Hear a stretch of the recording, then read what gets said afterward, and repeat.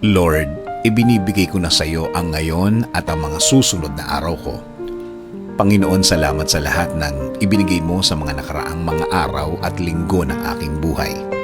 Sa proteksyon mo, sa mga blessings mo, sa mga answered prayers ko. Salamat, salamat Panginoon.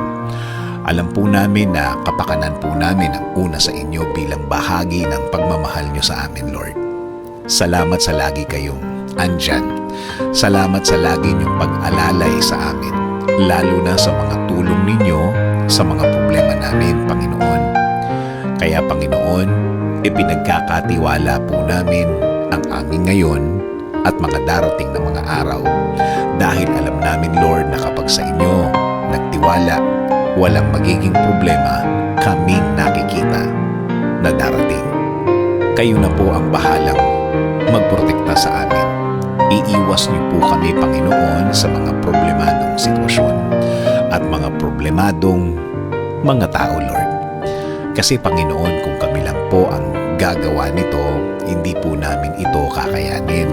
Hindi po namin alam kung ano ang magiging sitwasyon namin kapag napunta na naman kami sa isang problemang hindi na naman namin alam kung saan pupunta. At alam din po namin, Panginoon, na itong mga bagay na ito ay nagawa niyo na po ito sa aming mga buhay, kaya naniniwala po kami na magagawa niyo ito ulit at diretso na kaming poprotektahan. Panginoon, kasama na po ng aming pamilya. Even though we are not together always, every minute, every hour of the day, we know, Lord, that you also protect them, God. Panginoon, alam po namin na maganda po ang plano ninyo sa aming mga buhay. Alam po namin na kapag kayo ang nag-provide at tinupad nyo ang inyong plano sa buhay namin, alam namin, Lord, na ang lahat ay maayos dahil walang problema ang lilitaw dito. Panginoon, amin din pong ipinagdadasal ang aming bayan. Patuloy niyo po sanang pagalingin ang aming bansa, Lord. Ayusin niyo rin po ang kinabukasan ng aming bayan, Panginoon.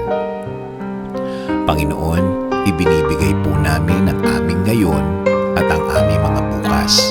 Maniniwala at magtitiwala po kami sa inyong pagmamahal at patuloy kaming nasa ilalim ng inyong kapangyarihan, Panginoon. Kaya patuloy po ang aming paanyaya na pasukin niyo, Lord, ang aming